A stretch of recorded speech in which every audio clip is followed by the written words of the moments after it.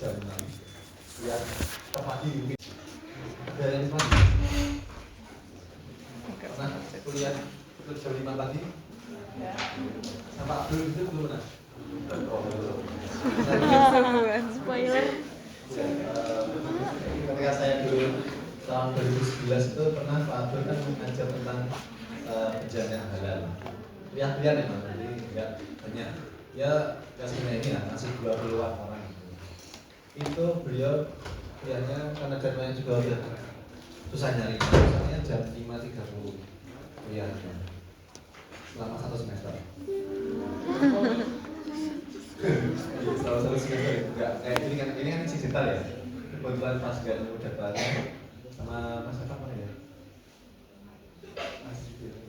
ya kemarin kita teman-teman tuh berkali-kali nemu jadwalnya susah akhirnya ya udahlah pagi-pagi aja gitu dan alhamdulillah teman-teman bisa hadir semuanya dan hikmahnya itu saya dari dulu pengen beli roti bakar di depannya Wijaya itu gara-gara ini jadi bisa beli terima kasih bisa membantu saya untuk nanti viralnya roti itu ya enak gak sih buat kalian? Nah, ya lumayan ya jadi saya juga bisa merasakan enaknya ini oke, tapi ini mungkin nggak 8 lagi ya, yang untuk kali ini saja. Jadi next time-nya akan sesuai jadwal dan semoga tidak ada halangan. Sudah ada sesi semuanya di sini? Sudah? kirim dong. Oke, sebelum kita belajar lebih jauh, mungkin saya mau memperkenalkan terlebih dahulu. Nama saya Yudi. Mungkin kita sudah ketemu di praktikum ya mungkin, tapi kalau di kelas saya biasanya tugas di kelas reguler dan IUP itu baru di semester 3 ini mata kuliah yang medisinal. Jadi mungkin officially saya dengan kalian di luar kelas dan salam kenal teman-teman bisa harus dikirim ajarin dan silakan bisa mengontak saya kapanpun ya mau pagi banget, malam banget, nah mau silakan tidak ada masalah bagi saya silakan dan pada kesempatan ini saya juga mau menyampaikan bahwa di pengalaman kemarin itu kami membuat satu namanya scientific hub satu kelompok penelitian yang itu prinsipnya kita mengumpulkan beberapa mahasiswa untuk belajar penelitian ya bukan dalam rangka mengerjakan tugas akhir ya tapi lebih kepada belajar meneliti. Nah kita di sini berkumpul untuk mengerjakan satu proyek bersama. Proyeknya nanti akan dibagi oleh 3 aspek, in silico, sintesis dan juga in vitro. Jadi teman-teman mahasiswa akan memilih salah satu dari 3 itu, tapi tidak menutup kemungkinan untuk belajar yang lainnya. Tapi sebagai fokus biasanya memilih salah satu. Nah pengalaman sebelumnya itu biasanya yang join itu setelah selesai ikut mata kuliah medisinal.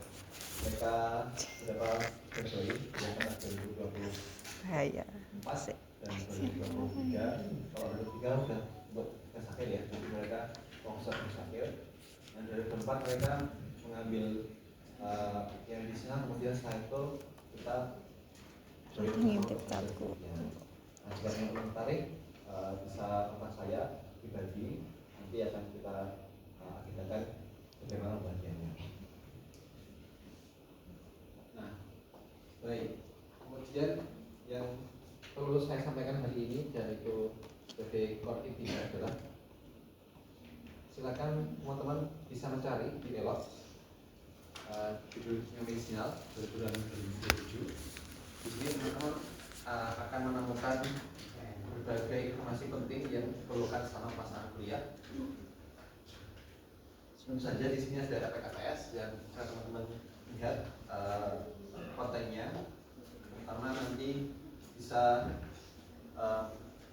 melihat berbagai macam informasi penting diantaranya yang pertama ini CPNK-CPL ini silakan dibaca sendiri aja ya.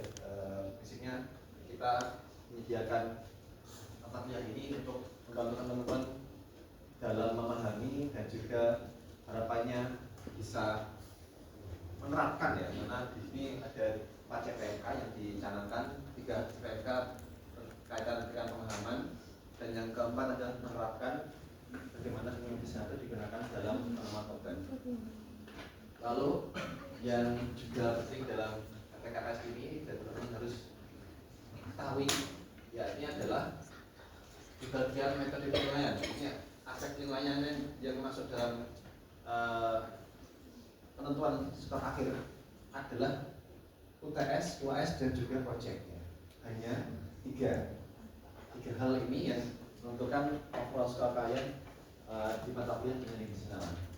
Tidak ada kuis, tidak ada assignment dan juga tidak ada tugas, kuis atau aktivitas partisipatif yang masuk dalam penilaian secara terpisah. Lagi secara terpisah.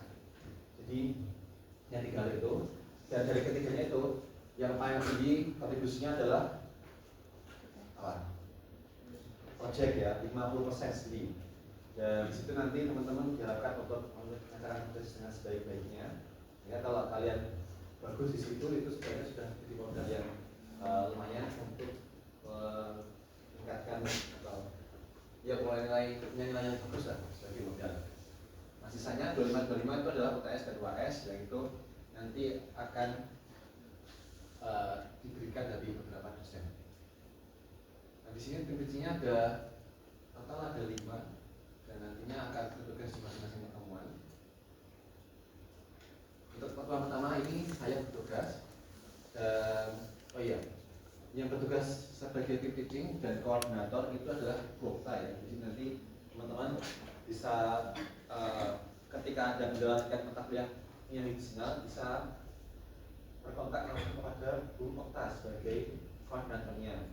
Jadi nanti ketika ada informasi terkait Bu ngerjain proyeknya gimana, ngerjain UTS-nya gimana, UAS-nya gimana, silakan bisa ditanyakan kepada Bu Okta jika ada ini pertanyaan lebih lanjut terkait yang digital. Nah, minggu ini saya mengampu, kemudian minggu kedua, 3, 4, 5 dan juga 6 itu modelnya sama. Maksudnya adalah minggu pertama dan minggu ke-6 itu modelnya sama-sama in class discussion ya. Jadi kasih ke kelas gitu ya, ada dosen, presentasi, dan si kelas gitu ya. Itu hanya di 6 pertemuan pertama. Nah, selanjutnya minggu ke-7 sampai minggu ke-14 itu adalah project, presentasi project. Per hari itu 2 presentasi project yang bertugas sampai sama 8 pertemuan di sisa pertemuan itu. Sehingga di sini teman-teman diharapkan partisipasinya dalam memberikan presentasi project dan juga bagi teman-teman yang tidak bertugas pada masa presentasi itu bisa mengerjakan kuis yang sifatnya kolektif ya. Maksudnya kuisnya itu tidak dijadikan sebagai nilai sendiri, tapi itu jadi bagian dari nilai project yang teman-teman kerjakan ya. Tidak besar maksudnya, tapi itu masuk. Bentuknya seperti apa nanti akan disampaikan oleh Bapak dan bahannya nanti adalah bahan yang digunakan oleh teman-teman kalian yang bertugas untuk presentasi pada hari itu. Jadi ada yang mau tanyakan atau terima kasih terkait penjelasan PKS? Tadi ada beberapa teman yang masih kalau kelas 1 sampai 6. 1 sampai 6. Oke, yang 7 sampai 14 adalah presentasi ya. Per hari ada 2. Nanti kalau sudah mencatat yang pertama, berarti kan selanjutnya sudah ada presentasi. Terus kalau ada diakhir ya presentasinya masih punya waktu lebih untuk menyiapkan. Ya ada biasa lah ya. Mau yang Jawa Barat atau Jawa Barat, nah semua pasti ada jatah presentasinya. Kemudian yang perlu saya sampaikan juga adalah untuk bahan UTS dan UAS itu, tapi ini nanti tanyakan ke Bapak ya sebagai pasiennya ya. Pengalaman sebelumnya bahan UTS dan UAS itu hanya diambil dari masing-masing 3 pertemuan. UTS itu diambil dari materi pertemuan pertama sampai ketiga. UAS diambil dari pertemuan ke-4 sampai ke-6. Jadi hanya 3 topik saja. Enak kan? Lumayan ya, itu enggak sampai 6 pertemuan semuanya, ada 3 pertemuan. Dan di situ nanti teman-teman Kalau dia mampu 3, soalnya ada 3 dosen.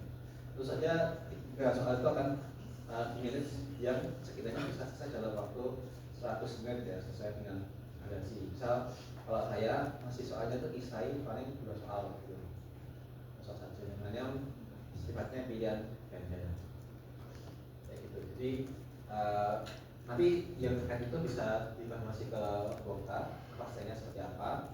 Terus kalau memang seperti itu seperti itu.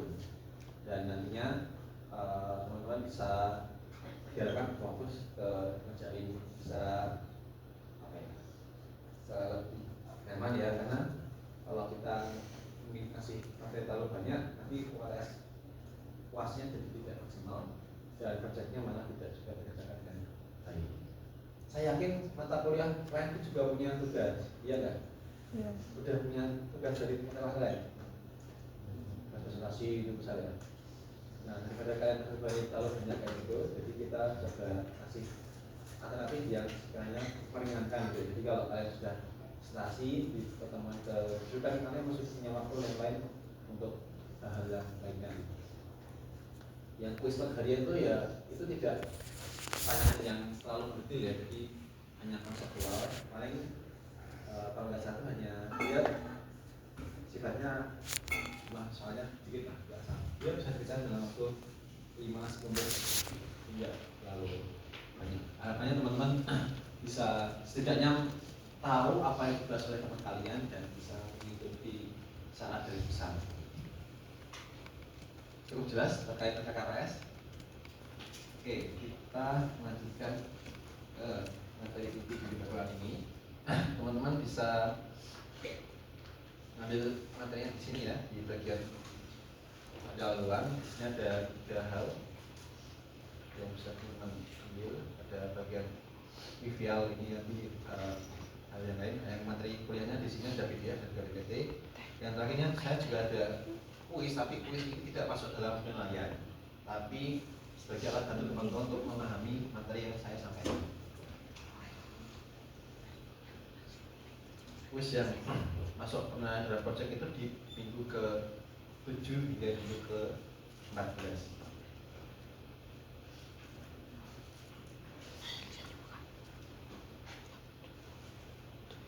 Baik. Ya, kita mulai untuk materi hari ini, yaitu adalah pendahuluan. Dan sebagaimana pendahuluan lainnya ya, kita di sini hanya membahas garis besar secara umum ya terkait apa yang kita pelajari selama di mata kuliah medis ini. Dan untuk saat ini mungkin saya tadi sudah sampaikan. Yang pertama ini saya akan membahas satu studi kasus yang sekiranya bisa membantu teman-teman dalam memahami dunia medis. Di sini ada yang suka anime? Apa aku aja? Ya. Ada yang familiar dengan ini APTX 4869? Iya betul, di anime Conan ya. Di anime Conan itu ada satu momen di mana main karakternya, yaitu si Shinichi Kido itu dipaksa dipukul dari belakang, terus dipaksa minum APTX 49 ini sehingga badannya menjadi kecil ya, jadi anak kecil yang dia mengaku dirinya dengan Conan Edogawa. Nah, kenapa dia kecil ya? Karena ada efek farmakologi yang muncul dari obat APTX 48 itu. Dan secara saintifik ya, si mengangkatnya itu menjelaskan bahwa mekanisme yang diambil di situ adalah mekanisme apoptosis. Ada yang tahu apoptosis itu apa? Kematian yang terstruktur terprogram gitu ya, terprogram, sehingga kematian selnya itu memang ditujukan untuk tujuan yang baik untuk terhadap fisika dan tubuh kita. Kalau di dunia nyata bisa ngasih contoh kejadian apoptosis itu yang dimana bagian tubuh kita?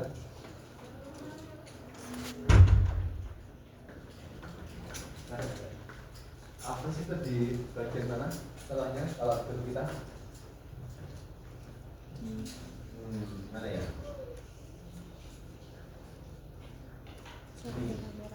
tangan kita ya, tangan, kaki, jari-jari kita ya maksudnya. Jari-jari itu ada untuk adanya apoptosis. Kalau tidak adanya apoptosis itu nanti tangan kita seperti ini. Ya, tidak ada jari. Kalau semuanya. Makanya kalau apoptosis itu membantu adanya celah-celah yang kita bisa punya jari. Ya kalau apoptosisnya enggak sampai selesai kan ada juga yang seperti tugas gitu ya. Oke, masih ada yang terjadi itu. Kalau kita ini beda juga. Satu hal lain selain jari itu semua bagian tubuh kita yang ada lunak-lunaknya ini. Di lebam hidung, di telinga, itu ada area-area bolong lah istilahnya. Itu adalah hasil dari apoptosis yang itu pada tujuannya adalah masih memiliki fungsi yang masih punya functionality, tapi secara bentuk sudah berbeda. Nah dalam konteks ini kan dia tubuhnya mengecil tuh, tapi secara fungsi organnya masih berjalan, terus bahkan kalau di ceritanya itu masih pinter gitu ya. Di otaknya mengecil fisiknya, tapi kok isinya masih banyak itu. Juga, namanya juga cerita ya, visional. Ya itu juga secara fisik memiliki keterkaitan dengan apoptosis di mana fungsinya masih berjalan dengan baik.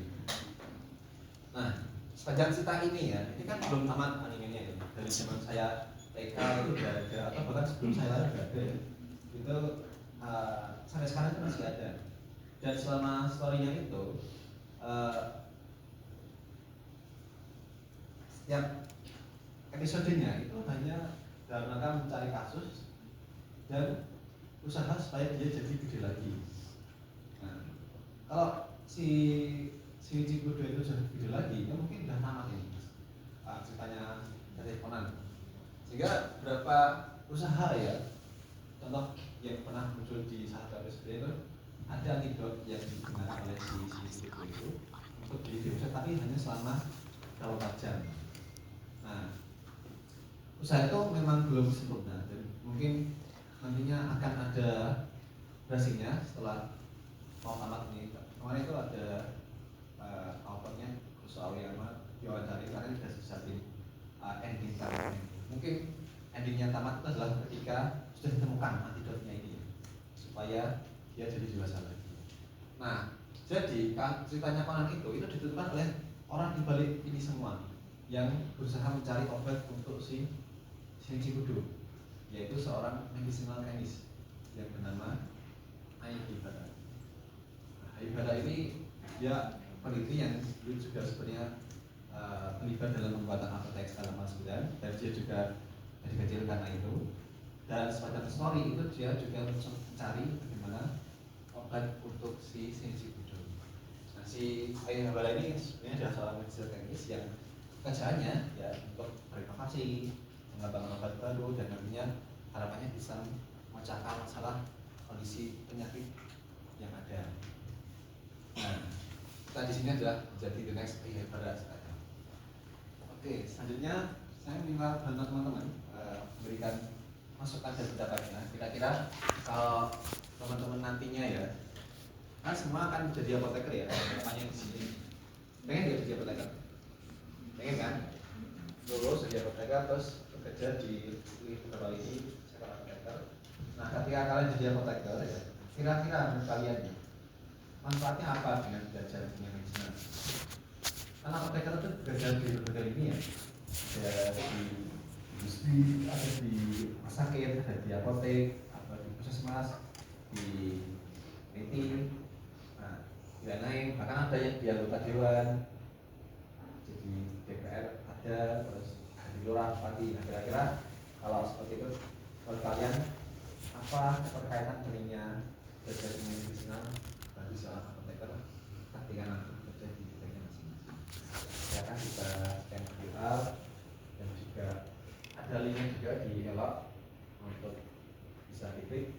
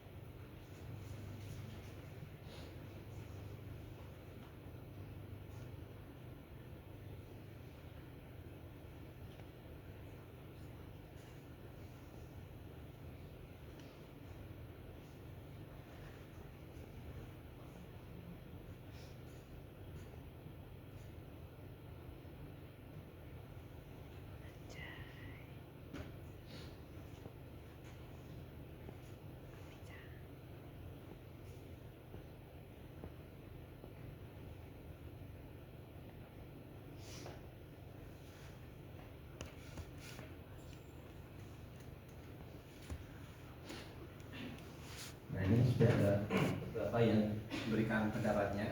Dari beberapa yang sudah muncul itu, bagian besar memilih mengembangkan obat baru gitu ya, sebagai alasan kenapa medicinal chemistry itu penting untuk dipelajari. Ya dari hal itu memang betul ya, kalau pengembangan obat baru memang salah satu tujuan utama kenapa medicinal itu dipelajari. Di samping itu ada yang berpendapat tahu bagaimana cara kerja obat. Nah ini kecil tapi ini sangat menarik ya, namanya efek samping.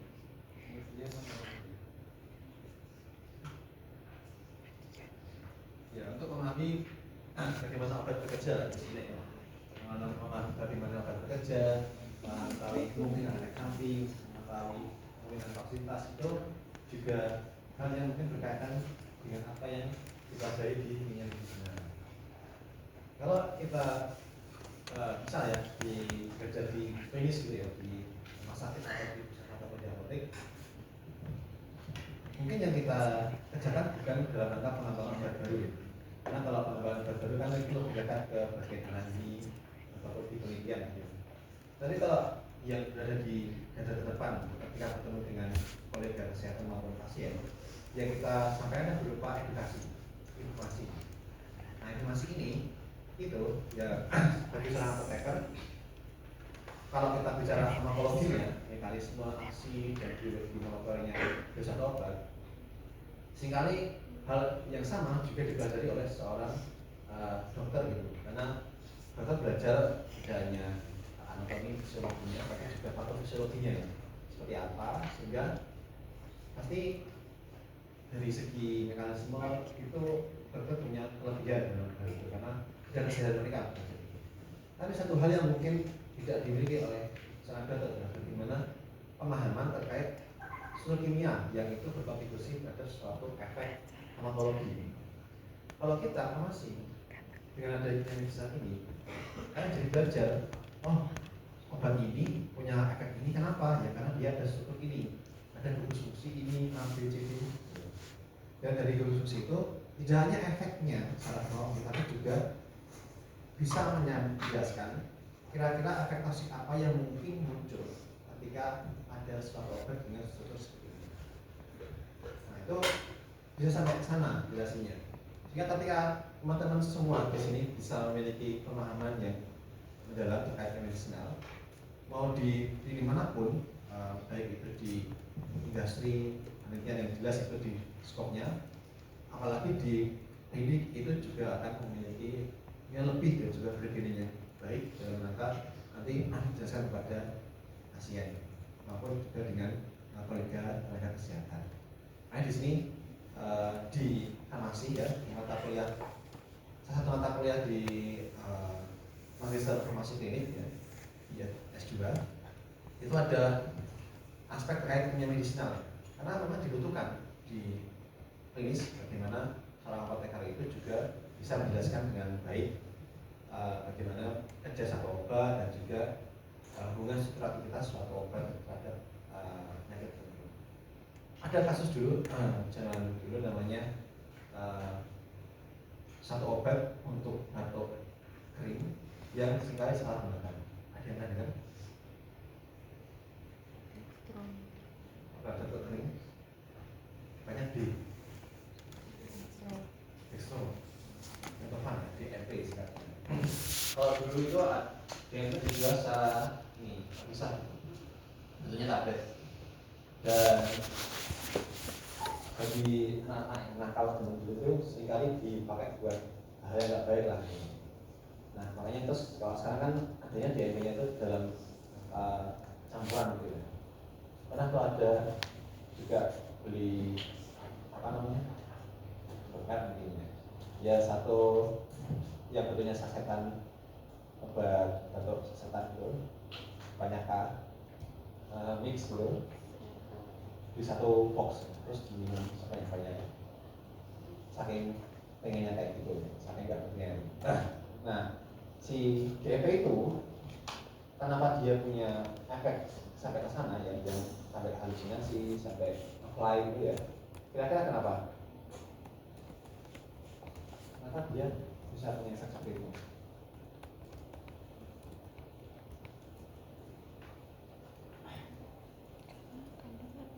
punya pendapat?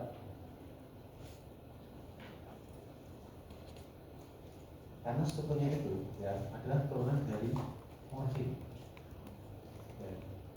Turunan ya, bukan ini ya, bukan morfin tapi turunan. Jadi ada beberapa rangka yang masih memiliki kesamaan dengan morfin sehingga target aksinya itu juga pada reseptor yang sama pada morfin.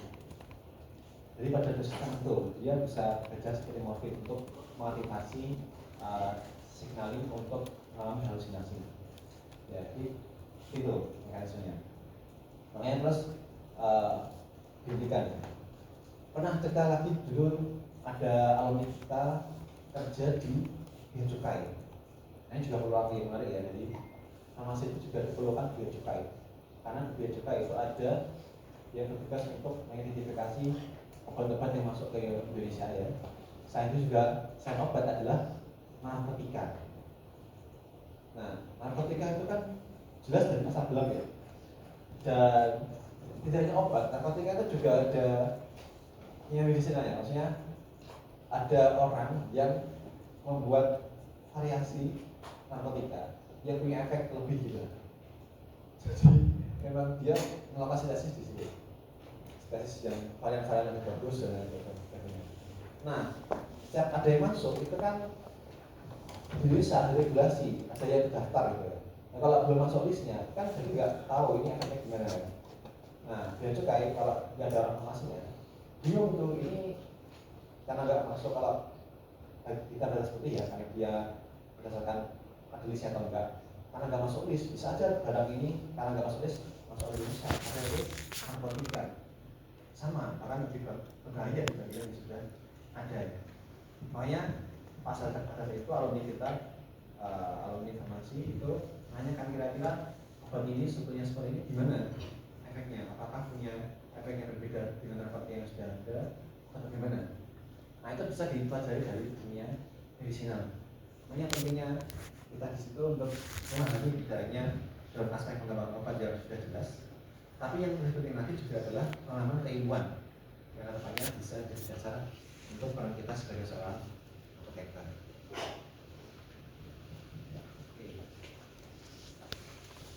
Nah, dalam kesempatan ini kita akan coba kaji ya sebagai pendoaan awal 3 hal yang sekiranya perlu kita pahami untuk mengenal lebih lanjut bagaimana peran apoteker dalam pengembangan kimia medisinal.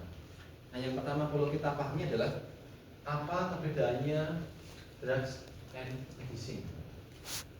Kalau saya definisi sudah ada di slide ya. Ini saya akan ceritakan pengalaman saya ketika dulu pertama kali ke Jepang tahun 2012. Pada saat itu bahasa Inggrisnya saya masih terbatas banget dan sekarang juga masih sih. Pada saat itu kami bertiga habis conference di Yokohama, lalu ketika pulang mau ke Indonesia itu kami membawa satu box cellophane yang kalau orang politik lihat itu mesti lihat kebijakan. Karena kita bawa handcarry, tidak masuk ke bagasi. Kita bawa handcarry, terus kemudian masuklah ke imigrasi sebelum masuk ke area penerbangan gitu ya. Itu tanyain isinya box ini apa gitu. Nah, saya polosnya langsung jawab this is drugs. Petugasnya langsung berubah ekspresinya kan, dikiranya ini narkoba gitu. Nah, untungnya teman saya meluruskan tuh, oh this is not drug, this is medicine. Ya, setelah definisi kan sudah beda ya. Kalau drugs itu ya basicnya adalah satu senyawa, baik itu kimia maupun non kimia, kayak molekul itu ya biologi, ketiga protein yang punya efek secara luas ya, tidak hanya efek farmakologis sebagai obat, tapi juga rekreasional maupun juga bisa sampai harmful ya. Jadi skopnya itu luas lah di sini kalau drugs. Dan fokusnya ke active ingredients yang senyawa aktifnya saja, belum ready to use, dan penggunaannya lebih kepada di penelitian. Nah, nanti kalau sudah dipastikan efeknya, sudah dikasih eksipiennya dalam bentuk formula yang ready to use, proses responnya sudah jelas, maka itu sudah masuk ke skop medicine. Jadi medicine itu sesuatu obat yang sudah ready to use dan bisa dipakai. Nah, menariknya kalau dalam aspek mengembangkan obat yang kita pakai istilahnya itu bukan medicine development ya, tapi drug development. Sehingga yang kita bahas di sini adalah kita mencari dari awal ya satu bahan ya yang itu can be anything dan bisa punya efek bermacam-macam ya. Kadang dia bisa punya efek positif ya atau juga bisa efek negatif. Makanya di sini kita pahami bersama bahwa drug di sini yang kita katakan itu harus diganti dengan benar-benar baik gitu. Kalau enggak nanti bisa mengarah ke hal yang negatif. Nah, lalu dalam belajar medicine chemistry itu dalam pengembangan obat kita perlu pahami bersama bahwa modal kita itu juga perlu dimiliki ya. Nah, saya ilustrasikan seperti pitanya Olimpiade di sini. Medicine chemistry itu berada di tengah-tengah yang itu memiliki irisan ya dengan skop keilmuan lainnya. Tiga diantaranya itu adalah skop keilmuan yang teman-teman sudah peroleh di semester sebelumnya. Ada farmakologi, kimia organik, dan juga biologi molekuler. Itu skop yang sudah kalian peroleh di semester sebelumnya. Iya enggak? Sudah kan? Saya nggak tanya nilainya loh. Nilainya mau A, minus, atau B, atau yang lainnya. Itu urusan belakang. Tapi sebenarnya sudah pernah mengambil mata kuliah itu. Itu bukan begitu Pak teman-teman. Apakah saya selalu nilai A? Tidak. Saya pernah kok IPK-nya 3,0 ketika semester pertama. Pernah juga semester keempat itu IPK-nya 2,5. Tapi juga pernah IPK-nya 3,9 pada semester yang lainnya. Jadi itu akhirnya kehidupan ya kayak gitu. Nah, dan tidak semua itu ahli di semuanya ya. Bisa ada yang ahli di A, ada yang B itu wajar. Nah, sebenarnya teman-teman sudah dapat mata kuliah itu, tapi satu mata kuliah yang teman-teman belum dapatkan itu structural biology. Dan itu penting banget untuk seorang yang belajar yang di sana, karena structural biology itu adalah ilmu yang bisa membantu kita memahami bagaimana struktur suatu protein atau molekul lainnya. Kenapa saya sebut protein? Karena protein sebagai target molekul utama suatu obat. Dan ada yang lain kayak RNA atau DNA. Tapi protein itu secara umum menjadi target yang paling umum suatu obat. Kalau kita pahami struktur dari protein ya, maka itu jadi modal penting dalam kita mengembangkan obat maupun juga mengetahui kemungkinan efek dari suatu obat. Nanti akan coba kita ilustrasi di step yang selanjutnya. Nah, selanjutnya secara historis ya, kalau kita tadi bicara skopnya itu misalnya mesti ada berbagai macam kelompok ilmuwan. Nah, secara historis, medicine itu sendiri sebenarnya pada awalnya itu berkaitan dengan bahan alam, ya, sebagai sumber yang sering sekali digunakan dalam pengobatan. Jadi ya wajar sebelah kita dulu itu kayak hidupnya lama banget ya, bisa dikasih umur panjang sampai 100 tahun itu banyak lah. Kalau sekarang kan 60 tahun udah beda kan, udah fisiknya itu banyak yang nggak mampu ya. Jalan sedikit udah capek, bisa jauh-jauh deh, kita sendiri, iya enggak? Kadang kan di usia saya 30-an ini itu baru lari beberapa kali di lapangan itu kayak capek banget loh. Dibandingkan orang yang lebih tua, tapi ternyata fisiknya jauh lebih bagus dibandingkan saya sendiri yang lebih muda. Nah, kenapa ya? Karena mungkin orang zaman dulu itu memegang nilai-nilai biasa zaman dulu yang relatif sehat ya. Mereka minum herbal yang itu bisa menjaga kondisi tubuh dengan baik. Nah, poinnya di sini adalah herbal itu menjadi sumber yang menarik untuk dikaji sebagai suatu inspirasi dalam pengembangan suatu obat. Mau zaman Yunani ini ada Willowbrook, atau zaman kasus-kasus di peradaban Mesir, peradaban Arab, peradaban Cina juga peradaban Jawa, itu semua memiliki inspirasi yang sama bahwa tanaman itu sebagai sumber yang menarik sebagai kandidat obat. Nah, kenapa sih kok itu menjadi menarik ya sebagai kandidat obat? Ternyata secara saintifik ya ada beberapa karakter yang menunjukkan bahwa senyawa tanaman itu memiliki profiling yang bagus sebagai suatu obat. Contoh di sini, tanaman dari dalam senyawa dalam tanaman itu memiliki high molecular mass. Ya, MB-nya itu cukup besar ya, cukup besar dalam artian masih di bawah 500 gram per mol, tapi tidak kecil banget ya, tidak di bawah 200 gram per mol. Kenapa itu penting ya? Karena ketika senyawa itu memiliki molecular mass yang memadai, maka itu bisa membantu dalam penetrasi ke dalam sel. Di sel bakteri bersifat lipofil atau hidrofil. Lipofil, kenapa lipofil? Karena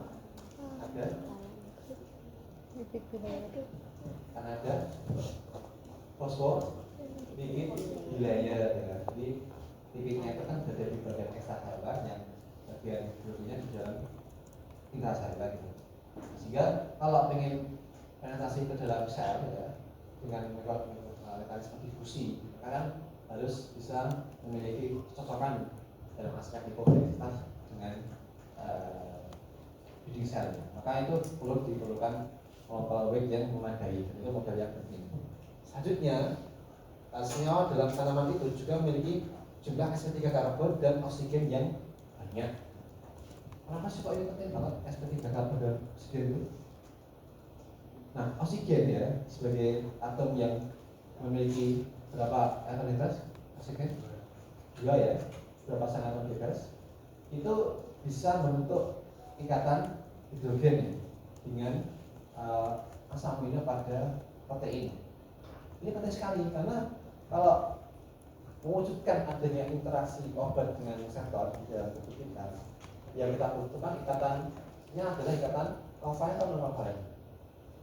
Kalau obat dengan reseptor non kovalent ya, kalau ikatan kovalent nanti gimana? Tidak bisa lepas. Sebagai racun betul sekali. Jadi dia akan berkesan terus ya, tidak lepas-lepas, jadi malah toksik. Oh yang dibutuhkan ikatan non kovalent. Di antara ikatan kovalent yang paling kuat adalah ikatan hidrogen ya. Ada banyak kan, ada Vanderwaals, Young, dipol, Nobi. Yang paling kuat itu adalah ikatan hidrogen. Nah, karena hidrogen itu ya butuh atom oksigen. Kalau oksigennya banyak maka bisa membantu bentuk ikatan hidrogen. Sehingga ini ada high number halogen bond asal gambar itu ya jelas karena memiliki atom oksigen. Kemudian juga memiliki low calculated internal water partition coefficient sehingga memiliki hidrofilisitas yang cukup ya. Kalau tadi molecular mass itu dibutuhkan dalam penetrasi ke dalam sel, tapi kalau terlalu lipofil ya, molecular weight-nya lebih dari 500, itu resikonya nanti malah suka larut ya. Kalau suka larut nanti malah nggak jadi sampai ke target sel aktifnya itu. Makanya di sini sel aktifnya itu juga harus mencukupi. Nah, sel aktifnya ini mencukupi ya, hidrofilitasnya bagus. Itu juga karena memiliki fewer nitrogen. Ya, nitrogennya ada, tapi nggak banyak. Rasa banyak. Nah, kalau nggak ada sama sekali, itu nanti sangat sulit dalam aspek kelautan. Nitrogen itu bisa meningkatkan pH sehingga dia bisa membantu kelautan dalam air. Sehingga situ nitrogen pada senyawa tanaman itu bisa membantu dalam larutan. Tapi kalau nitrogennya itu terlalu banyak, itu juga malah toksik. Ya. Contoh senyawa nitrogennya banyak adalah urea misalnya. Urea buat apa?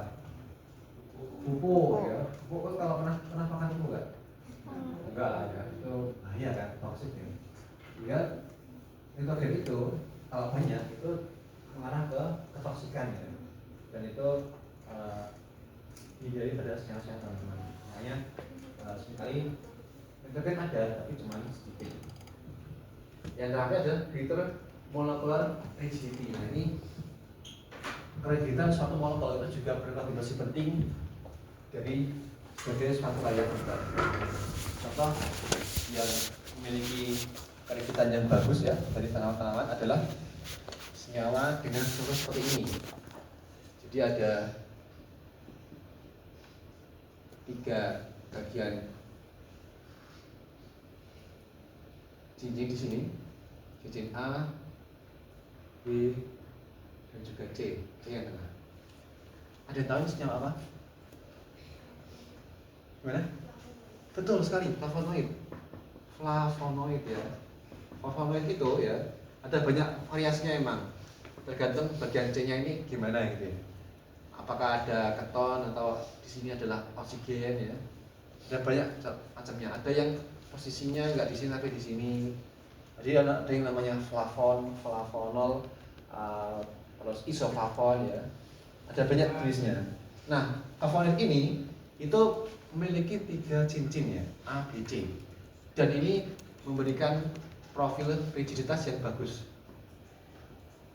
Rigiditas maksudnya apa? Dia stabil, nggak usah dihidrolisis ya. Adanya cincin ini membuat senyawa tersebut cenderung lebih stabil dibandingkan senyawa lainnya. Nah, oke, dia punya efek ya yang bagus ya secara farmakologi. Tapi kalau dia nggak stabil, ya hanya bekerja dengan sebentar kan di dalam tubuh kita. Maka rigiditas itu menjadi aspek yang penting juga sebagai profil yang dibutuhkan oleh suatu obat, dan itu ada pada tanaman. Nah, ada beberapa peneliti yang kemudian mengembangkan ya, bagaimana suatu sumber bahan alam itu bisa memiliki manfaat dan kesehatan. Contohnya ada Profesor William Campbell dan juga Profesor Toshio Mura yang menemukan ivermectin dari sebagai metabolit sekunder dari Streptococcus Saccharomyces aviarilis di sini. Ivermectin itu adalah satu antiparasit agent yang itu bisa digunakan untuk liver blindness yang ada di Afrika. Nah, karena dasarnya beliau berdua memperoleh Nobel Prize ini tahun 2015 karena penemuannya itu bisa berdampak besar pada masyarakat dunia. Nah, sampai itu tahun yang sama juga ada peraih Nobel Prize winner yang bernama Profesor Tu Youyou. Beliau menemukan adanya senyawa artemisinin yang diperoleh dari tanaman Artemisia annua yang digunakan untuk anti malaria. Nah, ini juga inspirasinya dari catatan fraksional Chinese medicine di sini yang menggunakan tanaman ini. Kemudian di sini ada senyawa artemisinin. Nah, menariknya ya, artemisinin ini memiliki struktur yang khas ya di cincin BPC ini. Itu ada kayak kacamatanya ini. Untuk kacamata ini sebenarnya adalah oksigen bridge. Itu kalau nggak ketemu senyawa ini kita nggak akan tahu bagaimana cara membunuh si Plasmodium falciparum, penyebab dari malaria itu, bakteri penyebab malaria. Nah, sekali si artemisinin itu masuk ke dalam target Plasmodium itu, maka si oksigen bridge ini itu akan lepas salah satu oksigennya menghasilkan oxidative stress yang bisa membunuh Plasmodium falciparum. Jadi mekanismenya itu sangat menarik ya dari bentuk sumbernya ini bisa spesifik membunuh Plasmodium falciparum. Jika ini menunjukkan bahwa struktur dari senyawa tanah dan alam itu sangat potensial sebagai kandidat suatu obat gitu. Nah, tapi kalau kita rely on bahan alam ya, bayangkan mau berapa hektar yang kita butuhkan untuk menanam. Iya kan? Orang pasien kita aja pengen nanamnya itu adalah Sawit. Apa sawit gitu? Atau kalau enggak dibikin APLB gitu, ada tanah kosong dikit, ada dua CPG ya, terus tiba-tiba kasih merah putih gitu. Kan butuh tanah yang luas kan, sehingga harus ada inovasi gimana caranya supaya kita memperoleh target yang kita butuhkan tapi dengan resources yang cukupnya. Makanya di sini diperlukan kimia medisinal untuk mencari solusi tersebut. Nah, contoh yang paling sering dipakai di sini adalah pengembangan acetosal. Acetosal itu adalah senyawa sintesis yang diinspirasi dari senyawa bahan alam yang bernama salisin. Salisin ini adalah senyawa yang terdapat pada willow bark di memperoleh oleh jualan alias Stafford tanggal 11/8. Di situ dia tahu bahwa salisin ini itu memiliki struktur sebagai berikut ya, ada bagian gulanya, ada bagian aromatik benzennya. Nah, lebih lanjut, Rafael Piria itu menemukan bahwa ternyata yang bekerja sebagai untuk treatment of pain ya, sebagai antiinflamasi itu bukan salisinya ternyata, tapi senyawa metabloidnya, yaitu asam salisilat. Dia hasil hidrolisis dengan gula itu menghasilkan asam salisilat yang itu bekerja secara langsung sebagai antiinflamasi. Nah, tapi ternyata asam salisilat itu punya masalah ya, ketika digunakan. Asam salisilat itu masih digunakan nggak zaman sekarang? Untuk apa? Skincare, benar. Dipakainya oral atau topikal? Topikal kan, untuk acne ya di muka. Nah, kalau makan, kenapa nggak dimakan aja sih? Tidak bikin topikal. Kira-kira kenapa? Nanti punya efek samping soalnya. Karena efeknya adalah apa ya? Asam salisilat sifatnya asam atau basa? Asam masuk ke dalam tubuh kita, ke lambung gimana kira-kira?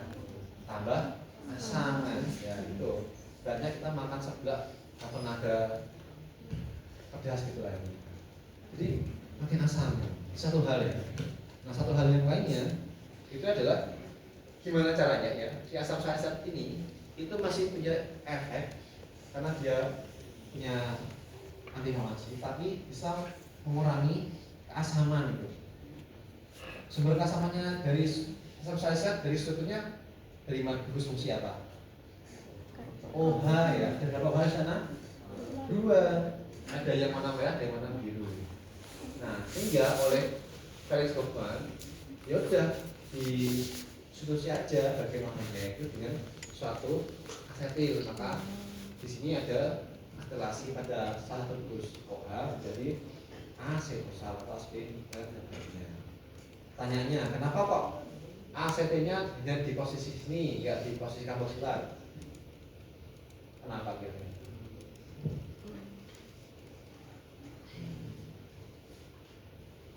Kalau aspirasinya di karboksilat kira-kira bisa atau enggak? Itu coba.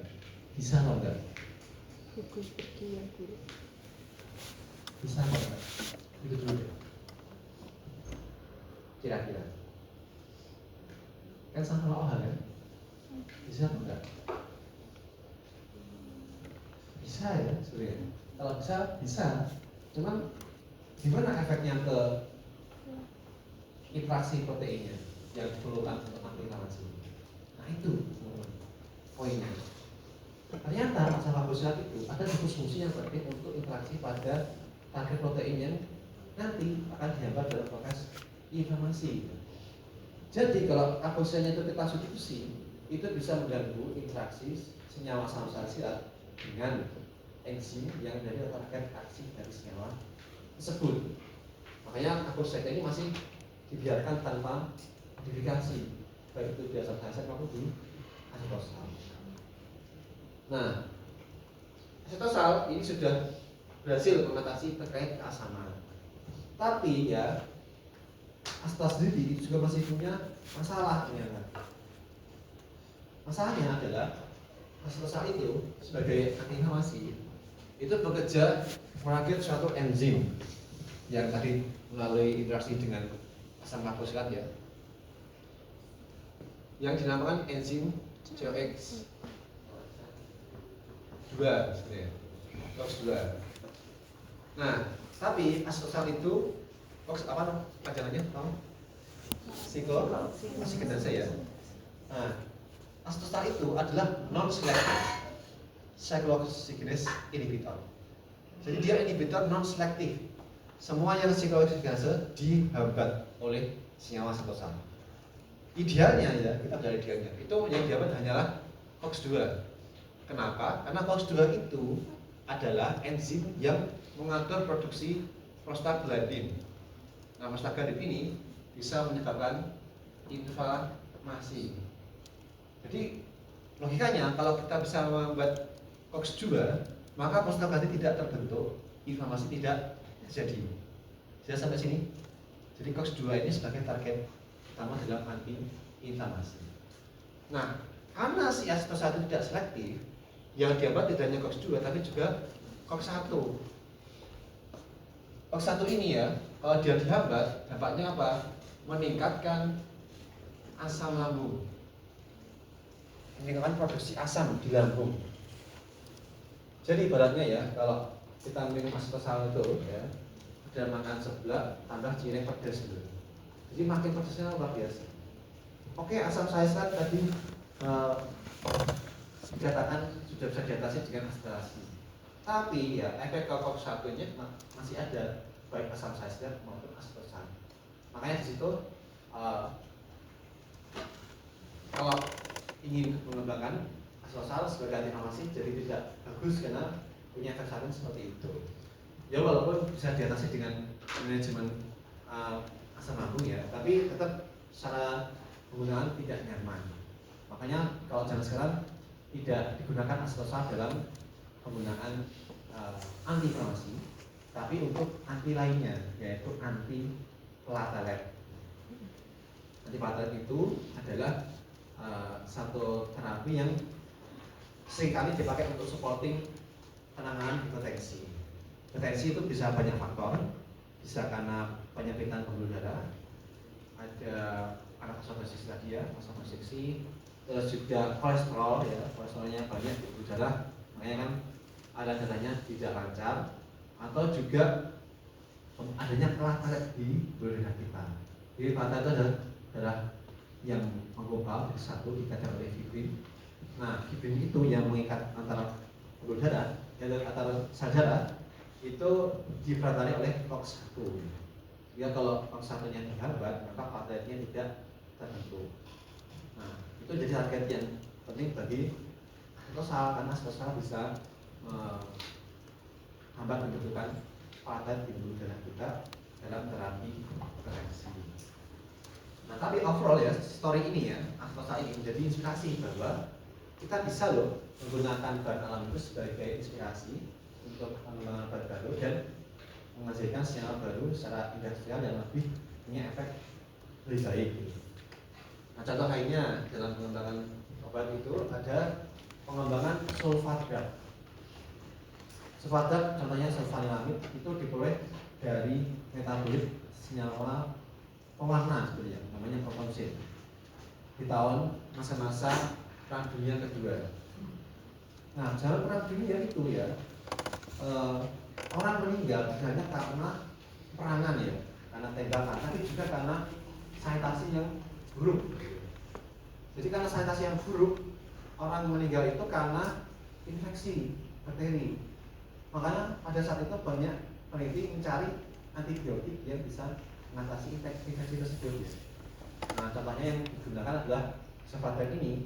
Jadi menggunakan senyawa yang sebenarnya juga nggak kepikiran ya, kenapa pakai pewarna gitu ya. Pewarnanya digunakan saking pepetnya ya, mencari alternatif obat antibiotik gitu. Dan dari sekian scanning itu diperoleh sulfanilamid ini yang ini potensi sebagai anti bakteri. Jadi di sini menggunakan satu senyawa, dia secara fungsi itu berbeda, ya tidak diketahui fungsinya untuk anti bakteri, tapi kita coba apakah ada yang berfungsi sebagai anti bakteri. Nah, strategi ini kita namakan sebagai drug repurposing atau juga dinamakan drug repositioning. Drug repositioning atau drug repositioning ini adalah strategi kita menggunakan satu senyawa untuk mekanisme lain dari senyawa yang sudah diketahui mekanismenya. Sebagai diketahui efeknya seperti apa. Kalau sekarang ada namanya obat metformin. Ada yang tahu obat apa metformin? Ya. Anti diabetes, betul ya, anti diabetes kedua ya. Itu ada beritanya bisa digunakan untuk anti cancer. Ada ke situ juga. Jadi memang ada usaha-usaha yang dilakukan supaya obat tersebut bisa digunakan untuk penyakit lainnya. Contoh pas COVID-19 kemarin juga ada ya, berbagai macam antivirus dari berbagai jenis merupakan antiparasitik digunakan untuk penanganan COVID-19. ini juga ada animenya, bagaimana membuat sofa langit di anime Dr. Stone. Episode 8 ini silakan menonton videonya. Menarik banget itu, jadi ada step by stepnya. Si Sengkui Garashi itu mencari bahan-bahan untuk membuat sofa langit dari awal ya, mencari fosfornya untuk mengumpulkan listrik ya, bahan bakunya untuk membuat pakai nauha dari garam, sulfat, HCl, sampai akhirnya jadi sofa langit. Menarik banget.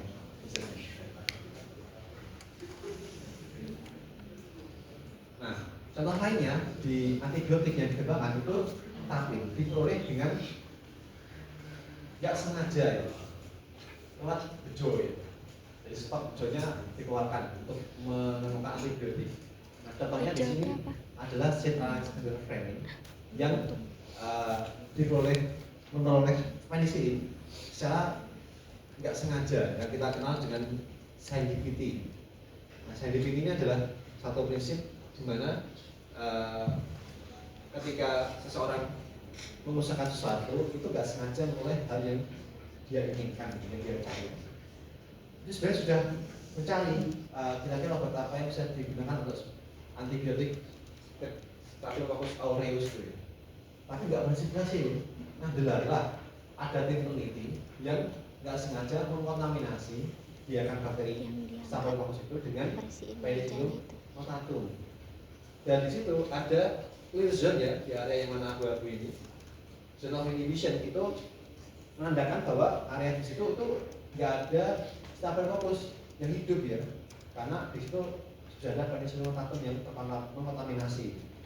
Dan ternyata Penicillium notatum ini menghasilkan metabolit aktif penicillin yang itu memiliki antibiotik terhadap Staphylococcus. Makanya ini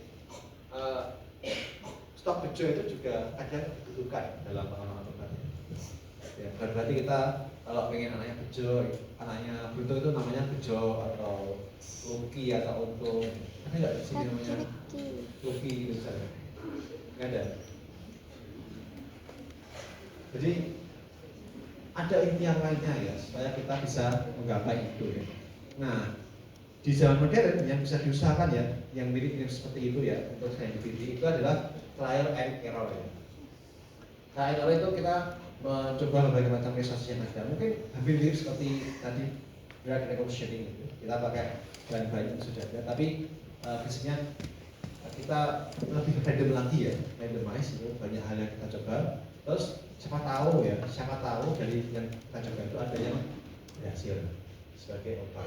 Makanya ini kita sebut sebagai serendipity. Mungkin dari sini teman-teman ada yang mau ditanyakan terkait skop dan juga history. Ngantuk ya ini ya. Sama saya juga ngantuk. Gak apa, untuk itu manusiawi. Jadi kalau memang orang sejenak itu gak apa. Karena dulu pas kita juga ada yang tidur di masyarakat, tapi juga bisa jawab pertanyaan. Namanya siapa? Gus Dur ya. Kalian udah lihat kita Pak Gus Dur presiden berlahir ya? Tahun 99. Kalian ada berapa lagi? 2007. Saya udah SMA kelas 3. 2007. Oke, berarti zaman Pak SBY ya, Pak SBY presiden ya. Saya juga punya teman tuh, kalau kuliah, ujungnya paling depan, cowok, tapi tidur, udah tidur, baru buka slide kedua dari dosen itu, udah tidur. Tapi yang IPK-nya tinggi, sekarang kuliah di Jerman. Ajaib. Jadi saya tidak pernah meragukan orang yang tidur di kelas. Siapa tahu tuh memang itu cara memahami. Terlalu belajar. Karena kemarinnya dia belajar sendiri. Enggak. Ya, saya lihat sih ada teman saya yang kayak gitu bisa berhasil. Masa? Iya. Merene. Silakan. 14, 30. Belum ada. 14. Oke, kita lanjutkan ya. Jadi dalam sorry tadi ya, yang saya sampaikan adalah bahan alam itu sumber yang menarik sebagai kandidat obat, dan ada beberapa usaha yang bisa kita lakukan dalam penemuan obat itu supaya penggunaan bahan alam itu bisa diminimalisir dengan pengembangan modifikasi secara kimiawi. Nah, faktualnya di sini juga bisa dilihat ya secara statistik di sini bahwa jumlah senyawa yang terdapat dalam tanaman yang diketahui itu tidak sebanyak senyawa obat yang diperoleh secara modifikasi kimiawi. Menunjukkan apa? Bahwa satu senyawa kimia tanaman itu bisa menghasilkan senyawa tarunan yang jauh lebih banyak ya. 1/10 atau 10 atau lebih gitu ya. Satu senyawa tanaman itu bisa menjadi inspirasi berbagai macam senyawa tarunan lainnya. Nah, kalau kita bicara pengembangan obat ya, kita akan pahami bahwa pengembangan obat itu bukan step yang singkat ya, panjang sekali. Saking panjangnya ya, Indonesia itu nggak ada berhasil bikin obat itu dari nol sampai sekarang ya. Sampai sejak dari zaman Indonesia merdeka sampai sekarang itu belum ada obat yang dibuat secara dari nol yang dibuat dari Indonesia. Yang ada industri farmasi Indonesia itu kita beli bahan baku terus diformulasi di Indonesia, di packaging terus dijual. Bahkan ada yang cuma ganti packaging. Itu kenyataan.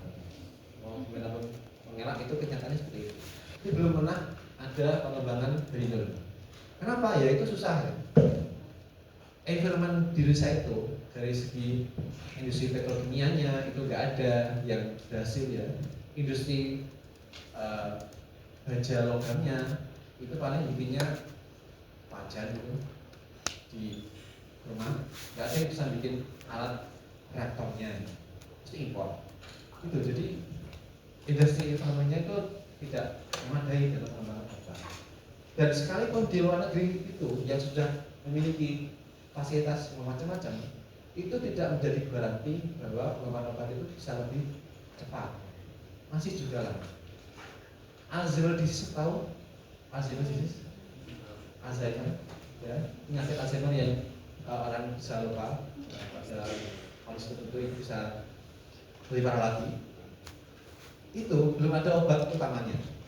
Saya bilang obat utamanya karena itu obat yang memang bisa ultimately curing Alzheimer. Alzheimer itu dipengaruhi oleh satu protein namanya amyloid beta. Dan amyloid beta ini kalau dia nggak dihancurkan, nggak dihilangkan dari bagian otak kita, di sel-sel saraf kita, itu Alzheimer akan masih ada. Nah, pengobatan Alzheimer yang ada itu ada pengobatan suportif yang itu belum mengatasi masa otak. Itu terjadi di seluruh dunia. Belum ada obatnya lagi untuk mengatasi Alzheimer. Belum lagi penyakit lainnya. Jadi prosesnya itu panjang. Nah, kenapa itu panjang? Ya karena ada 3 step kritikal di sini. Yang itu seringkali belum maksimal.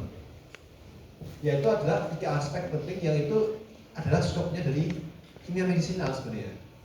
Bagaimana 3 step itu yang ditugaskan oleh kimia medisinal bisa memperoleh hasil yang formasi di step awal.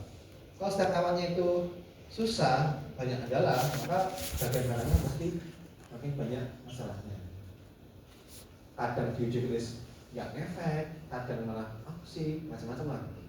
Seringkali uji yang bagus di awal itu tidak menggaranti bagian barangnya bisa juga bagus di sana. Nah, step awal itu sebenarnya adalah bagian dari kimia medisinal yang tujuannya adalah mencari lead compound ya di sini. Dibagi dari 3 step, discovery step, optimization step, dan juga development step ya. Discovery step itu kita mengumpulkan kandidat senyawa yang kita sebut sebagai lead compound. Lead compound.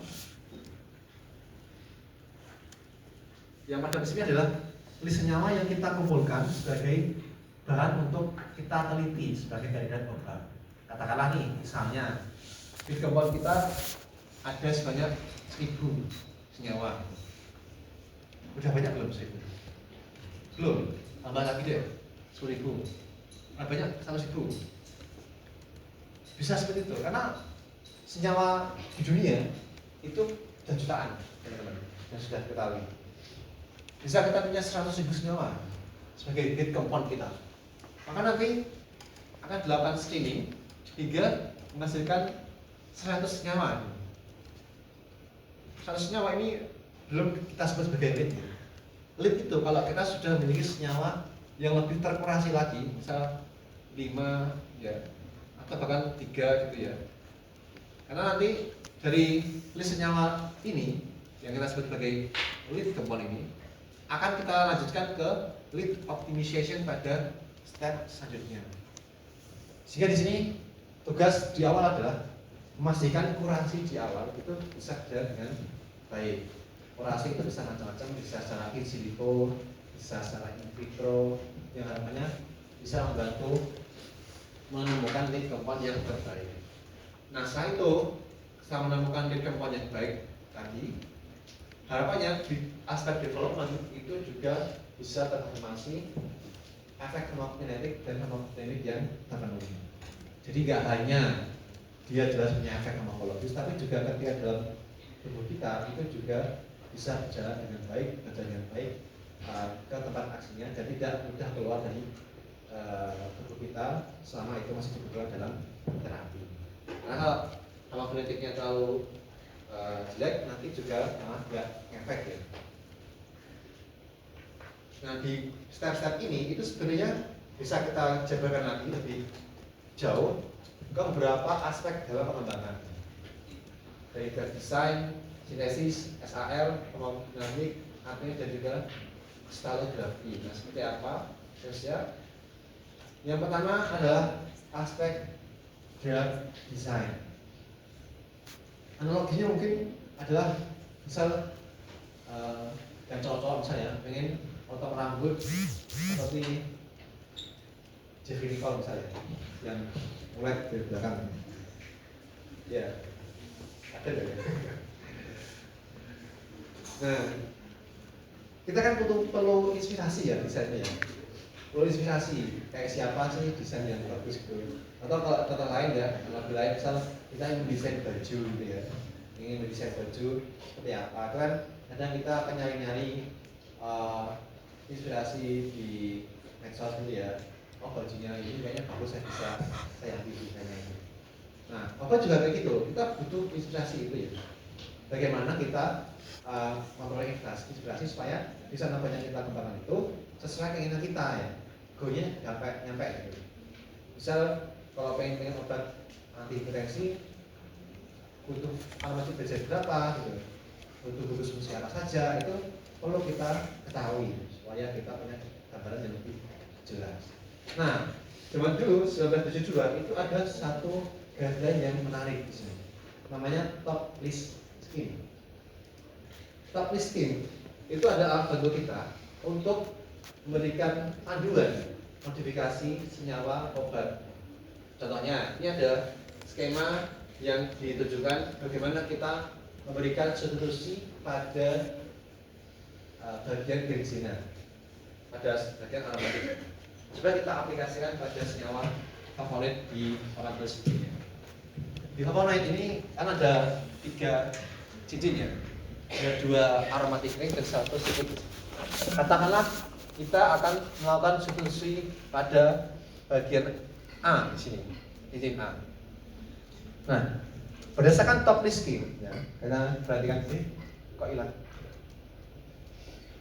Bagian top list scheme itu dikasih panduan modifikasinya di mana yang pertama kali bisa kita pakai. Ini disarankan di posisi atom karbon nomor 4, dan itu adalah Cl di situ. Atom karbon nomor 4 di mana? Di sini nomor 1, ini 2, 3, 4 di sini. Yaitu posisi apa ini? Orto, meta atau para? Para ya. Dari cincin ini ada para berupa Cl kayak gini.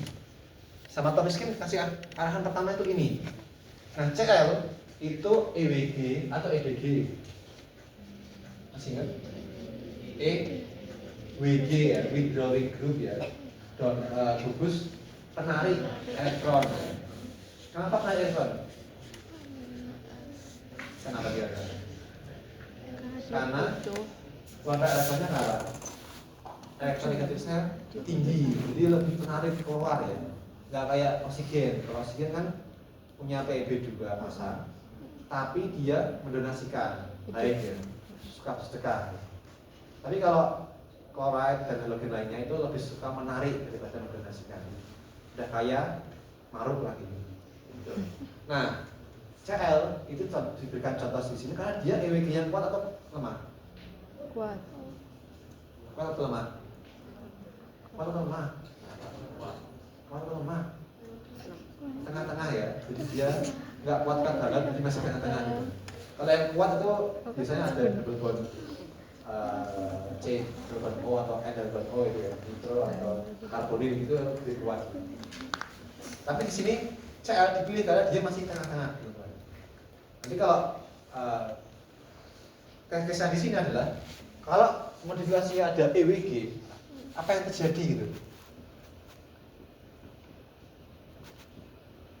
Kalau dia tambahkan EWG, efeknya itu apakah menjadi more active M atau equivalent atau less active? Dicek secara in vitro screening aktivitas itu bagaimana gitu. Kalau ternyata more active berarti emang butuhnya EWG di sini, jangan EDG. Makanya ketika more active, step selanjutnya adalah yang paling kanan di sini posisi 3 itu juga dikasih Cl ya. Di sini yang posisi 3 bisa sini sama aja. Itu dikasih Cl di sini. Tambahan EWG lagi. Jelas sampai sini? Jelas? Jelas? Halo? Jelas? Jadi kalau misal dicek itu ternyata more active, dikasih EWG lagi karena EWG dibutuhkan dalam aktivitas. Nah kalau equivalence, efeknya sama. Berarti yang dibutuhkan di posisi 4 ini bukan EWG, tapi EDG. Maka disitu kasih contoh metil di sini diganti dengan metil posisi nomor 4 CH3. CH3 enggak CH tapi di sini CH3. Terus dicek lagi CH3-nya efeknya gimana? More, equivalent atau less lagi. Nah, kalau more, berarti tambah aja CH3 lagi nih posisi nomor 4. Dikasih CH3 apa ini? Isobutil ya berarti ya. CH3. Yang itu semakin meningkatkan EDG-nya. Kalau equivalent berarti yang dibutuhkan tidak terlalu kuat EDG-nya, tapi tambahkan EWG. Makanya di sini tambah Cl. Jadi ini top skin ini membantu kita mengarahkan kita bagaimana kita melakukan modifikasi.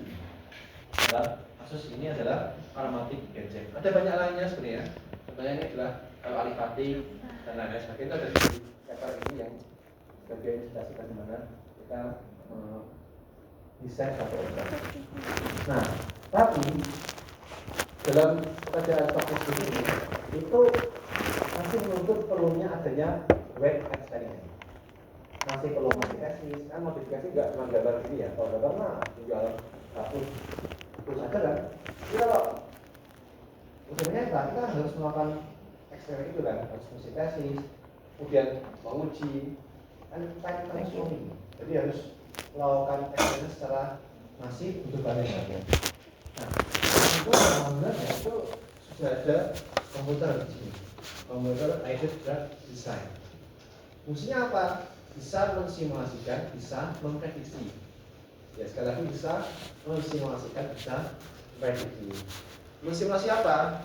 Di sini model modifikasi ini bisa disimulasikan secara komputasi, bisa digambar di komputasi, dan bisa diprediksi. Kira-kira kalau dia dicek efeknya bagaimana? Ya, itu sudah bisa kan? Sejak dulu ya, sebelum ada AI ini ya, sudah ada teknologinya untuk memprediksi seperti itu. Apalagi ada AI ya, makin masih melakukan desainnya. Yang tadi nanti ini akan dibahas lebih lanjut di pertemuan ke-4, 5, dan 6 terkait EDG dan juga bagiannya. ada LBDB dan juga SVD. Itu bedanya kalau LBD adalah ligand based drug design, SVD adalah structure based drug design. Ligand berarti dia modalnya adalah harus ketahui struktur senyawanya yang itu kandidat obat. Kalau structure based itu harus memiliki informasi terkait struktur proteinnya. Ada skillsnya masing-masing dan itu saling melengkapi. Nah, satu hal yang saya rasa penting sekali untuk teman-teman ketahui dalam CHDD adalah kita pakai komputer itu dia harus memahami bahwa bahasa kita harus disesuaikan dengan bahasa komputer. Ya, ada yang tahu istrinya mata nama siapa? Ya. Itu kan bisa ngomong ya. Istrinya Atau Bos. apa namanya AI-nya si Tony Stark gitu ya. Ada macam kan Jarvis, Friday itu kan juga sebenarnya komputer ya. Nah itu kan bahasa yang ditranskripsi dari bahasa manusia ke komputer terus kembali lagi ke bahasa manusia. Itu dengan Nah dalam pengembangan obat ketika menggunakan komputer itu juga melakukan hal yang sama. Jadi misalnya ini kita tahu ini struktur senyawa apa. Secara iodine kita tahu namanya hidroksi benzoic acid. Tapi kita harus menjelaskan ke komputer ini namanya ini. Makanya caranya adalah mengkonversi nama IPAM ini jadi Smiles Code. Smiles Code yang bikin gak senang manusia. Ya kode tapi ya mungkin ada beberapa manusia bisa tahu itu apa, tapi sebagian besar tidak. Misalnya dari C dapat O ini bagian depan menuju pada karbonil ya, terus C dapat C ini menuju pada aromatik benzen dan sebagainya. Tapi tidak semua orang bisa kayak gini ya, konversi dari iodine ke Smiles Code. Nah, Smiles Code itu sebenarnya tidak yang paling bagus untuk menjelaskan kepada komputer, masih belum cukup ya. Di Smiles Code-nya itu bisa digunakan untuk menerjemahkan, tapi tidak bisa untuk menenkripsi, membedah terus menganalisis itu. Kalau ingin membedah dan menganalisis itu butuh konversi lebih lanjut menjadi fingerprint code, yang itu kodenya 010101 gitu ya. 000 itu yang bisa baca ya komputer. Nah tapi kalau itu sudah dikonversi ke fingerprint code, itu akan bisa membantu dalam proses prediksi melalui komputer. Jadi bayangin kita belajar bahasa komputer ya, kayak mengubah itu menjadi fingerprint ya. Semuanya bisa dikerjakan dalam satu klikan saja, tidak khawatir soal itu. Tapi yang jelas kita harus tahu prosesnya ini. Dari smart code, fingerprint diawali dari iodine ini dan skor 2 dimensi kimianya. Lalu dari situ kita juga teman-teman sudah diberikan modal bahwa setelah in vivo maka kita lakukan tesis, dan teman-teman di praktikum kimia organik itu juga sudah ada beberapa topik tesis yang dibutuhkan dalam pengembangan obat. Misalnya di sini ada oxidation of alcohol ya, reaksi oksidasi alkohol di praktikum kimia organik bikin nama masih ingat? Sintesis apa yang ada oksidasinya?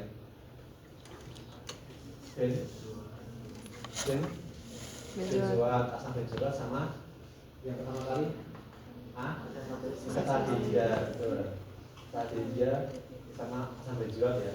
Keduanya kan sama oksidasi, sama-sama oksidasi kuat, kali bitumen dan juga kali permanganat. Nah, sama itu juga ada reduksi ya. Reduksi adalah kebalikannya dari oksidasi, juga masuk dalam bagian penting dalam sintesis pada pembuatan obat. Tapi di antara itu yang paling banyak adalah amide bond formation, membutuhkan ikatan peptida. Kenapa? Karena ikatan peptida itu sudah dulu sebagai satu komponen penting di dalam ikatan kimia. Kira-kira paling banyak di mana ikatan peptida itu, ikatan amida itu? Di protein itu. Amida itu banyak di protein yang menghubungkan asam amino satu ke asam amino lainnya, sehingga bisa menyusun suatu protein. Sehingga logikanya ya, kalau kita ingin menangkap suatu protein, maka ya kita bisa meniru struktur dari protein itu sebagai bentuk pengembangan obat. Dan itu adalah bentuk ikatan amida. Di sini juga di lab kami, Laboratorium Kimia Nasional, selain melakukan sintesis kimia seperti yang kalian pernah pada praktikum ini tadi, juga kita usahakan sintesis ketiga, yang di sini adalah membuat ikatan amida. Yang kita butuhkan adalah satu senyawa yang memiliki gugus amina, sekunder bisa, primer lebih baik, dengan suatu gugus fungsi asam karboksila. Nah, ketika kita reaksikan secara reaksi kondensasi, coupling, kalau kondensasi yang kalian kerjakan pada video final itu tidak menggunakan coupling reagent ya, hanya menggunakan asam basa saja. Tapi kalau menggunakan coupling reagent seperti pada list ini ya, BCC, SOBT, SITU, dan lain-lain itu, maka bisa membentuk ikatan peptida, ikatan amida. Nantinya akan menjadi peptida yang diharapkan memiliki efek homeopati yang baik. Selanjutnya, setelah kita melakukan sintesis, kita melakukan uji, dan uji itu kita evaluasi mana yang bisa kita modifikasi, mana yang tidak perlu kita modifikasi, mana yang tidak boleh dimodifikasi, dan mana yang tidak penting dan mana yang penting. Nah, kita perlu kaji itu karena sebagian besar inti dari kimia medicine adalah kita mengetahui informasi terkait hubungan struktur dan aktivitas. Contoh, ini senyawa apa? Yang besar itu senyawa apa? Cefalosporin. Ya, penicillin ya, penicillin group ya. Karena ada beta lactam string. Dari strukturnya yang paling penting itu bagian mana? Kalau penicillin? Beta lactamnya kan? Kenapa beta lactam? Karena beta lactam itulah yang akan langsung bekerja untuk berikatan dengan targetnya, yaitu enzim DACA, DACA, yang bertugas untuk membentuk killing cell bakteri. Nah, dari bagian beta lactam ini, yang paling penting itu adalah bagian peptida amidanya ini, C karbohidrat dan juga N ini. Yaitu nanti akan berikatan dengan asam amino pada DA. Sekali sudah berikatan dengan DACA, maka bisa bekerja. Tapi ya, kalau ternyata kita modifikasi, misal N-nya ini kita ganti dengan karbon misalnya, hilang dong efeknya. Nah, salah sini.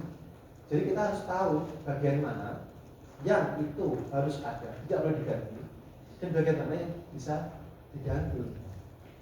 Selain bagian beta lactam ini, bisa ada kasus lainnya di mana begini ada. Kalau kita modifikasi dengan senyawa lainnya, itu bisa pengaruhnya pada stabilitas kimiawinya dan juga efek antibakterinya. Kemudian kalau ada karboril pada posisi ini, karboksilat, maka bisa meningkatkan kemampuan dalam pembuatan formula.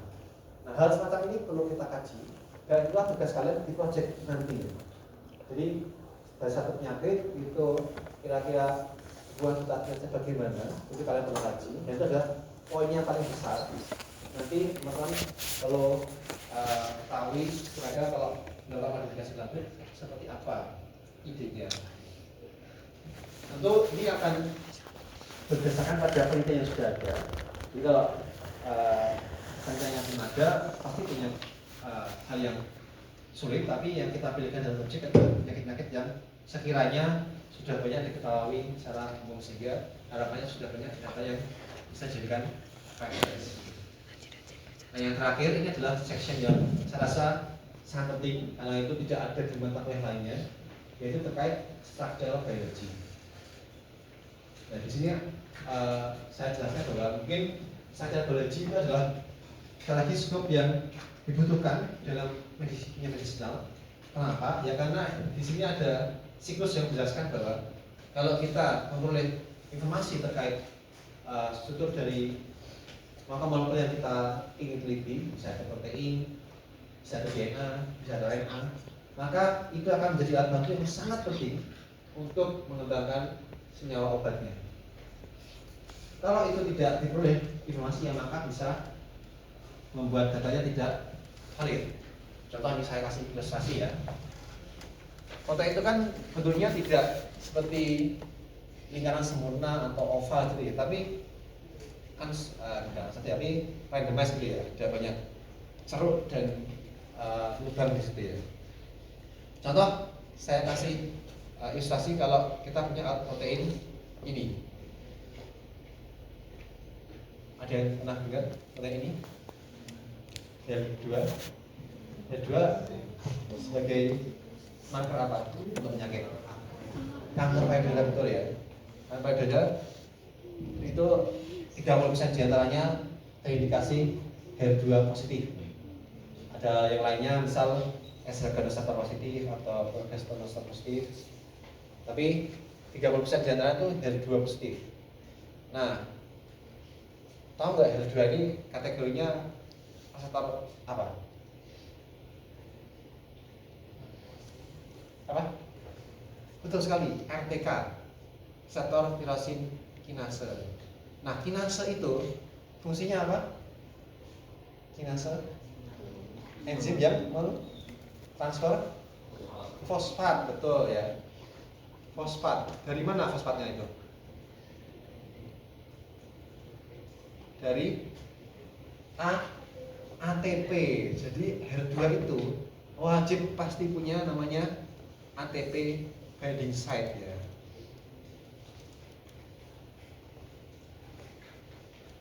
ATP binding site. Terutama di mana ini? ATP binding site itu di bagian mana? Sesuai namanya RTK, reseptor tirosin. Jadi pada asam amino tirosin. Selain tirosin bisa di mana lagi? Kalau nggak tirosin, karena RTK bisa selain tirosin dulu. T-nya bisa selain tirosin. Bisa di T yang lain asam amino treonin, bisa treonin atau serin ya, enggak T tapi masih ada fasilitas yang baru, bisa tirosin, treonin, serin. Nah, itu wajib hukumnya ATP binding site dimiliki, dan diantara asam amino yang dapat pada ATP binding site ada asam amino tirosin, treonin atau serin. Nah, sehingga tempat ini adalah tempat aksinya dari ATP binding, dan nanti akan dikonversi menjadi ADP oleh si HER2 supaya transfer itu bisa mengaktifkan ya HER2 bekerja dalam proses signaling yang itu arahnya kepada proliferasi. Proliferasi itu adalah pertumbuhan sel, terutama kanker ya. Jadi makanya kankernya itu bisa tumbuh dengan masif karena ada HER2 yang menjadi marker di situ, bisa membantu meningkatkan proliferasi sel terus-menerus. Nah, sehingga logikanya ya, kalau kita ingin men-stop HER2 dalam fungsinya atau aktif, kita mentarget bagian ini, ATP binding site. Sudah sampai sini? ATP binding site itu adalah bagian yang paling rasional untuk ditarget oleh obat kita. Nah, informasi ini bisa tahu kenapa? Ya karena ada ini structural biology. Kalau kita nggak tahu ATP binding site itu di mana, itu berarti kita mau masuk rumah tapi salah punya rumah orang lain ya, nggak kita ingin datangi. Kalau kita tahu sekuensi mana yang merupakan ATP binding site, kita bisa fokus ke area situ untuk drug development. Jadi kalau ternyata yang kita aktifasi malah area lain gitu,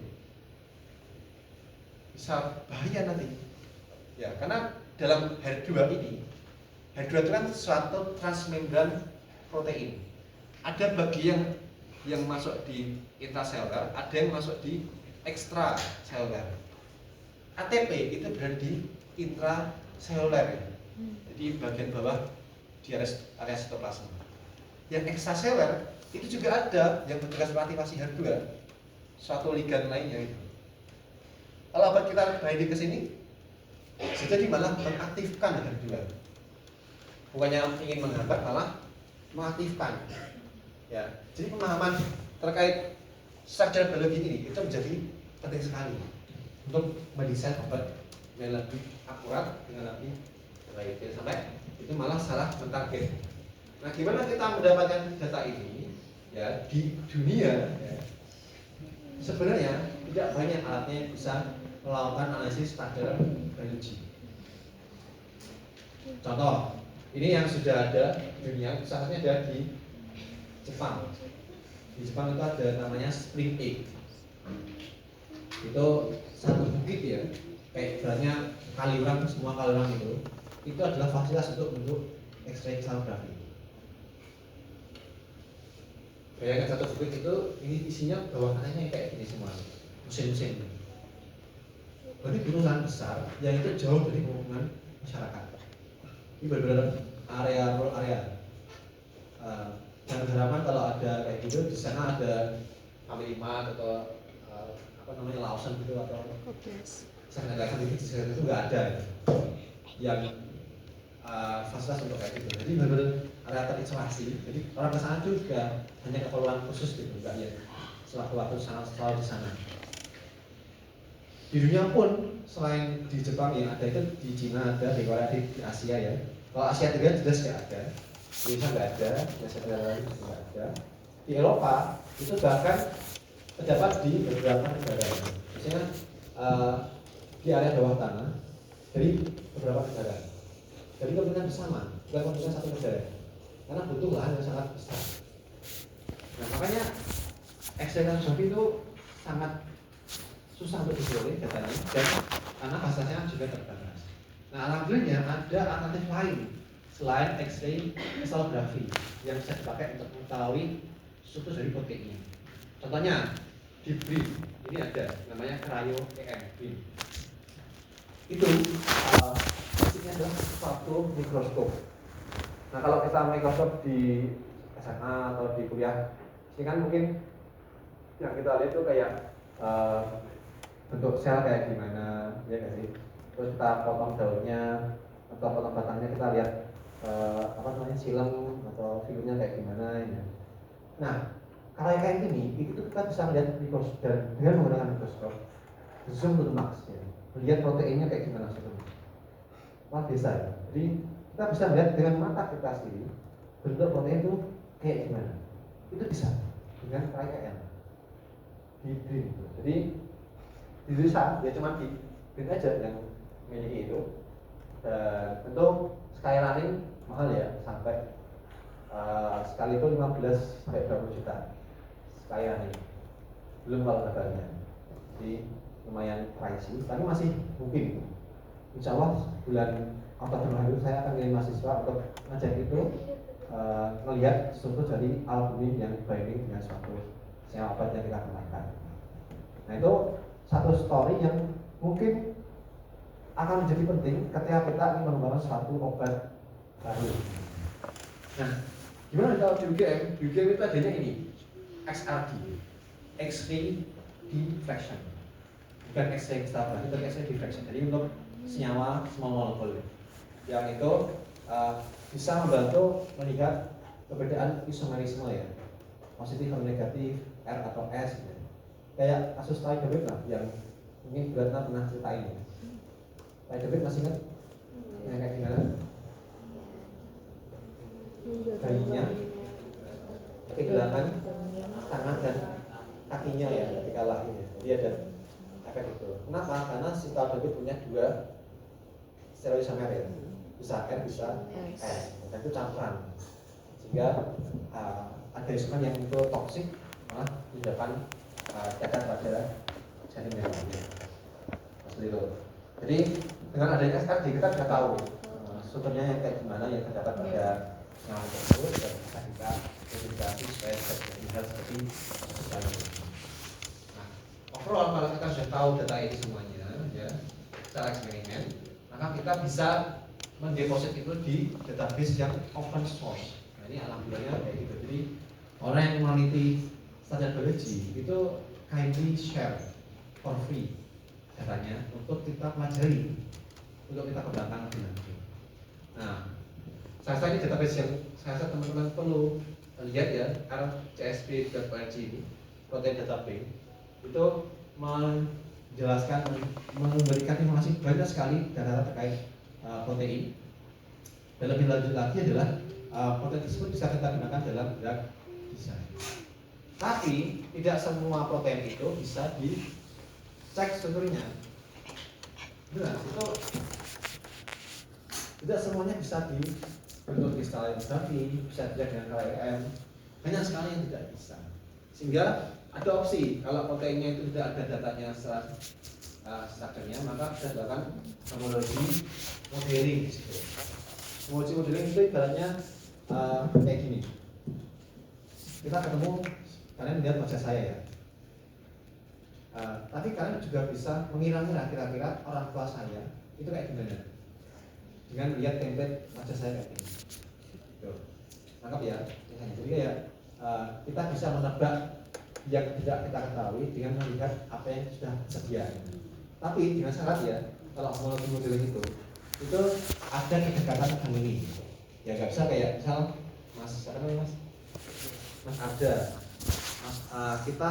Kita pengen menebak orang tua saya, tapi dengan melihat wajahnya Mas Arda misalnya ini. Kan tidak ada kedekatan family di situ. Tapi kalau ada kedekatan family itu ada informasi yang lebih akurat di sana untuk menebak. Nah itulah definisi homologi modeling. Jadi misalnya kita ingin mengetahui struktur protein yang tidak kita ketahui dengan melihat struktur protein yang memiliki kerabatan yang dekat. Ya, misal tadi ada COX 1, COX 2.